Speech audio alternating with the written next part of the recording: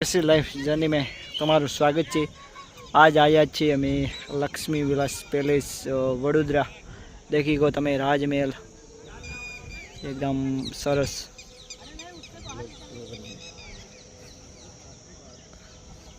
આટલું રાખીએ તમને બધાને પૂરો દેખાવો એવી રીતે મસ્ત સેટ કરો।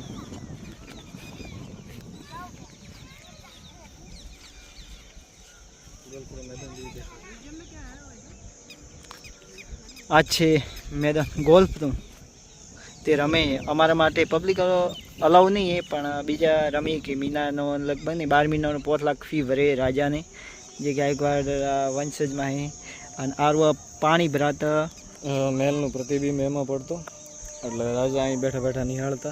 ओ पानी भरातो ने अंदर हवा महल नु प्रतिबिंब पड़तो। ओ अच्छा पैलेस ओ देखी को तमे आ गोल्फ नु गार्डन छे। आ राजा नु रेंज रोवर गाड़ी बीजी पड़ी राजा ना छोकरा अने वंशज अहीं रहे छे अने पब्लिक नी लिमिट आटला उदी छे बस आगळ जवानी नहीं मैदान पर। तो अमे बैठा बैठा तमने बधी माहिती समजावजे एकदम छायड़े बैठा बैठा। आ तमने देखा मोर जेवुं अहीं एकदम वच एकदम साम सामे किलो आवे। देखो नवीन थोड़ा साइड में रन भाई बोलवा दे। आ देखो अंदर लगभग पानी नाखवामां आवतुं। हाँ तो राजमहल गायकवाड़ अमी आया था फरवा बधा मित्रों एग्जाम देने पुलिसनी। तो थोड़ू अमारी ट्रेन थोड़ी मोड़ी थी तो अमे पछी आव्या था। तो देखो अमारा मित्रों फोटो शूट करे। आ मोर फोक है आटली मोटी। आ गोल्फ मैदान है तमने एली बाजुथी पण बताऊं थोड़ा दूर जाने पण बताऊं। देखो देखो मित्रों आ गायकवाड़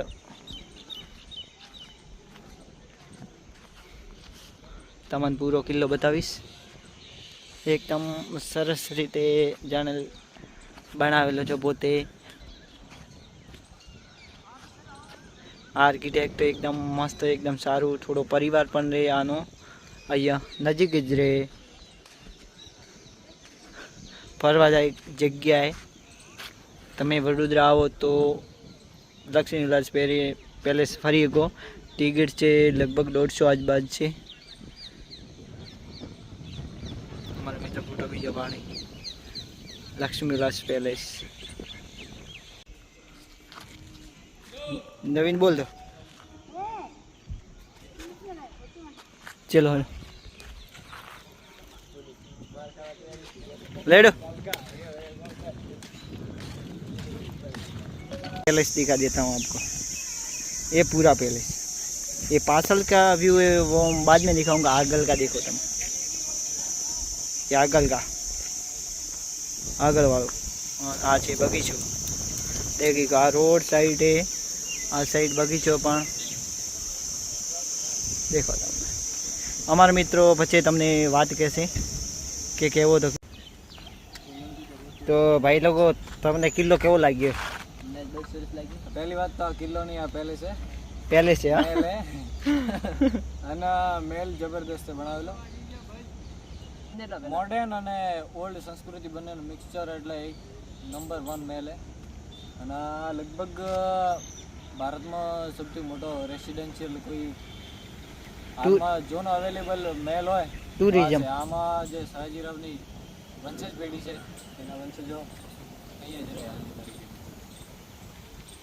તમારે ફરવા લાયક બહુ સારી જગ્યા એના સિક્યુરિટી એકદમ તમને સારી છે વ્યવસ્થા પણ કરશે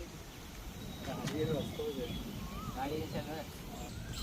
આ છે મેઇન એન્ટ્રી ગેટ સયાજીરાવ ગાયકવાડના લક્ષ્મી વિલાસ પેલેસ જવાનો। પાછળ દેખો આ બેકગ્રાઉન્ડ આ બાકી આ ટાઈપનો લુક આવે।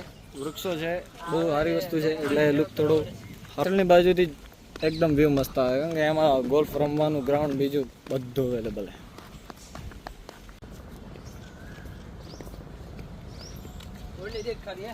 तो भाई लोग पैलेस वेलेस અમે ફરી આવી ચૂકે। એટલું જબરદસ્ત છે કે અમારું મૂડ હજી સુધી ઉતરી પાછું જવાનું મન થાય ફ્રેશ મૂડ છે। હજુ અંદર જવા દે ને તો અમે આવો છો તો 2 કલાક તો ફરી આવીએ। ફોટો શૂટ માટે બીજે એક નંબર વસ્તુ છે। જૂની વસ્તુઓ પાછળ તમે જોઈએ તો એકદમ મોટો ગાર્ડન, ગોલ એવા લગભગ 2 થી 3 ગાર્ડન હે મોટા મોટા ગ્રાઉન્ડ છે. આ બાજુ છે, આ બાજુ પછી પેલેસ ને આગળના બાજુ છે. બહુ જ વધારે આ છે ને પેલેસ નો વિસ્તાર બહુ મસ્ત છે. બેસવા માટે ફૂલ જગ્યા, ફરવાની અંદર જૂની ઐતિહાસિક તલવારો અને મ્યુઝિયમમાં વિદેશીથી મંગાવેલી ઘણી અદ્ભુત વસ્તુઓ છે. ઇટાલી, ઇંગ્લેન્ડ, સ્વીડન ત્યાંથી અમને માર્બલ્સ ને એવું લાવેલું છે. તો એક માઈક આલે ને તમને લાઇટિંગના થાંભલા છે ને એ બી વિદેશથી સ્વીડનથી મંગાવેલા છે પહેલાના સમયમાં. હા, એ કાંસાના બનાવેલા એ ટાઈમ 1700-1800 સુધીમાં. હા, 18મી સદીમાં, હા. 1700 પછીની સાલમાં હા, આ પેલેસ બનાવવામાં આવેલું છે.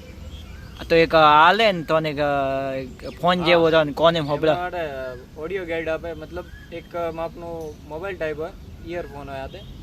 એમાં તમને તમારી જે ભાષા અનુકૂળ હોય, ગુજરાતી હોય, Hindi, Marathi, English, Germany, Russian language, Japanese, જે બી તમારે અહીંયા ટુરિસ્ટ પ્રમાણે લેંગ્વેજ તમે સિલેક્ટ કરી શકો. ગુજરાતી ત્યાંના પણ ગાઈડ છે તે તમે વાત કરો એટલે તમને માહિતી આપી દે. પછી એ તમે રેકોર્ડિંગ આપેલો એટલે તમારી ભાષામાં બધું છે, એક એન્ટ્રન્સ હોલથી મળી અને અંદર જે બી છે બધું તમને સમજાવી દે. હા, બધું બતાવી દે તમે. એટલે ખરેખર એક વખત આવવા જેવું. અમે બી એક્ઝામ આવ્યા હતા તો ટાઈમ બસ્યો હતો. Time હતો અમારી પાસે. બીજું ક્યાં ફરીએ ના ફરીએ, હા એક છે ત્યાં ફરી આવીએ. નજીક એ અમારી ટ્રેન લગભગ 9 વાગ્યા હતી. 9 વાગ્યા પછી મેં કીધું ફરી આવા. તો અમે લગભગ 7 જણ હતા.